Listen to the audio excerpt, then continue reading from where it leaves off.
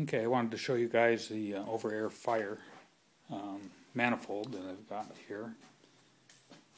Got 16 half-inch tubing nozzles, stainless.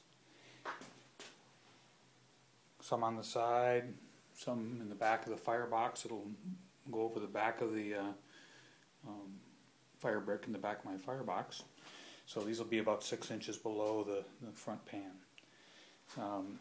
What I've done is put both my under air fire and my over air fire blowers in this box. I got a 1/2 horse motor on a 7 3/4 inch high pressure blower in the front. Can't see it, sorry.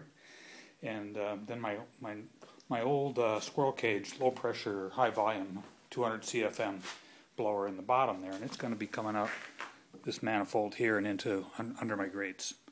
I don't have a nozzle, or I don't have a connection on that, but you know, it's got the little squirrel cage right in there. I put it in this box for 2 reasons: to quiet it down because the radial blower is pretty noisy, and to be able to regulate the pressure with a couple of control rods. I'm going to turn it on here. You can see it's actually kind of quiet. So let me flip it on here. You can see a manometer with the blue water in there. Let me plug it in. It's all shut down right now.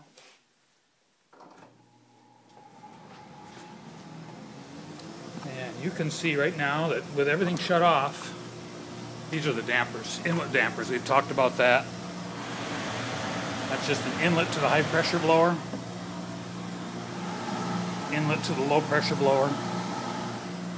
So they're all closed down, and it's got about a 1/2 inch of water of pressure, which, I don't know, can't see airflow, but a little bit of air coming in here, but it's really pretty minimal. When it's wide open on the inlet, I get about 3.5 inches of pressure, and that gives me about a total of 100 CFM through all those nozzles on there. So it's pretty good velocity. Again, nothing you can see, but I think it's going to work pretty good. I've got this calibrated. These little tick marks, that's 1 inch of water pressure, 2 inches, 3 inches, 3.5, and then about 3 5/8 when it's wide open. I guess you can see the blower in there a little bit. So I'm going to have a little control rod going to the front of the arch for the under or over air fire, and another one down here for the under fire air through the grates. And you can hear it. It's actually not too loud. It's no reason to run this thing outside. It's just in some 1/2 inch Baltic birch box. So that's what I got.